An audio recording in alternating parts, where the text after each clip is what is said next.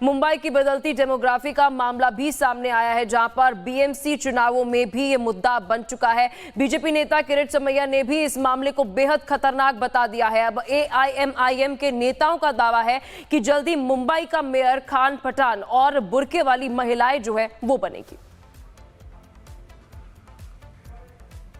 जहां से जिस तरह से बीजेपी नेता किरीट सोमैया ने कहा है कि जो मुसलमानों की जनसंख्या बढ़ रही है, क्या कहेंगे?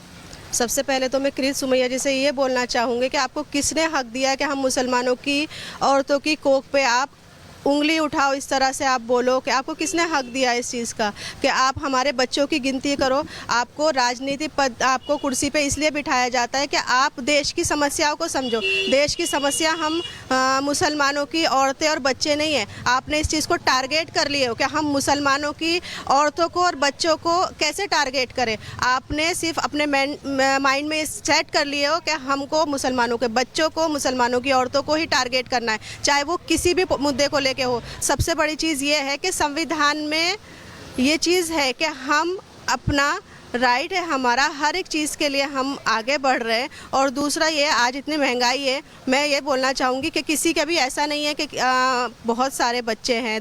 आज सरकार ने भी ये हम दो हमारे दो वाला नारा चलाए हैं और हमारे इधर भी ऐसा है। आज की महंगाई के टाइम पे मुझे नहीं लगता किसी के 2 से 3 बच्चे से ज़्यादा है। बच्चों को लेकर क्यों राजनीति कर रहे हो?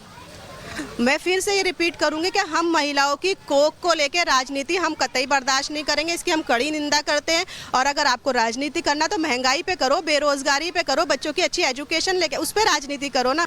मैं आज के महंगाई के ज़माने में हमारी हिम्मत है, आज की महंगाई के ज़माने में हम अपने बच्चों को पाल भी रहे हैं और अल्हम्दुलिल्लाह अल्लाह का शुक्र है हम अपने बच्चों को अच्छी एजुकेशन भी दे रहे हैं और एजुकेशन देंगे। और हमारे बच्चे हर एक अच्छी लीडरशिप भी हासिल करेंगे। और जो कि लोग बोल रहे हैं कि मुसलमान मेयर नहीं बन सकता, मुसलमान महाराष्ट्र में कोई खान पठान मेयर नहीं बन सकता, तो मैं ये बोलना चाहूँगी कि मुसलमान का बच्चा भी, हिजाब वाली औरत भी मेयर बन के दिखाएगी इंशाल्लाह।